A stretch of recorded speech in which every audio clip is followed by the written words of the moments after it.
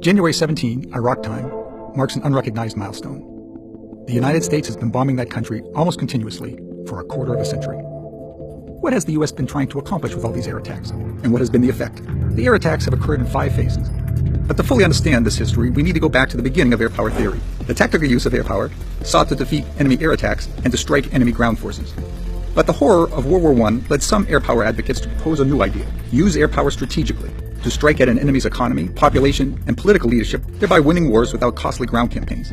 The massive conventional air campaigns in World War II, in Korea, and in Vietnam produced many positive results, but they did not by themselves produce enemy surrender. When Desert Storm began, some in the Air Force hoped that new technologies would force Saddam to surrender from an air campaign alone. Others saw air power as part of a joint campaign working with ground and naval forces. An attack on military targets in Iraq and Kuwait. Air attacks did make a major contribution to winning Desert Storm. But as was true of previous adversaries, Saddam did not surrender to air attacks alone. Iraqi civil society and Saddam's government proved to be highly resilient.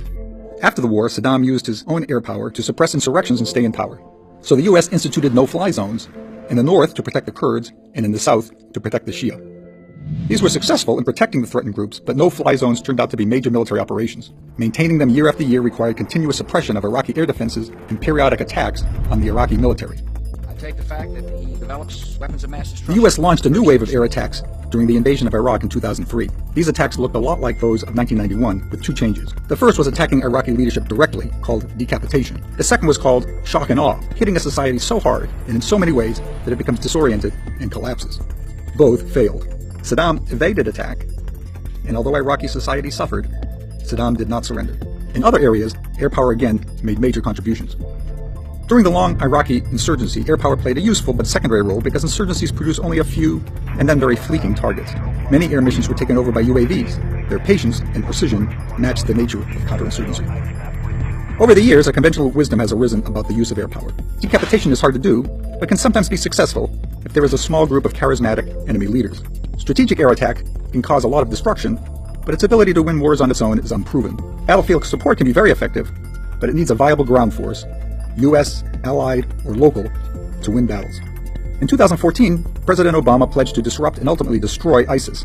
To do this, the U.S. appears to be using air power in all 3 ways. Results so far are again mixed. We've killed several ISIS leaders, but others have replaced them. We've killed a lot of enemy fighters, but so far, ISIS has been able to replace them, though with some strain. We provided air support to the Iraqi and local ground forces with some success, but the rollback of ISIS's territorial gains still has a long way to go. What will the next 25 years bring? Air attacks have become a central element of U.S. involvement in Iraq and the broader Middle East. When we are changing regimes, we attack governments and civil society. When we are suppressing terrorism, we attack individuals and cells. When we are supporting partner militaries, we provide close air support to their troops. So where our policy goes, there will go the air campaign.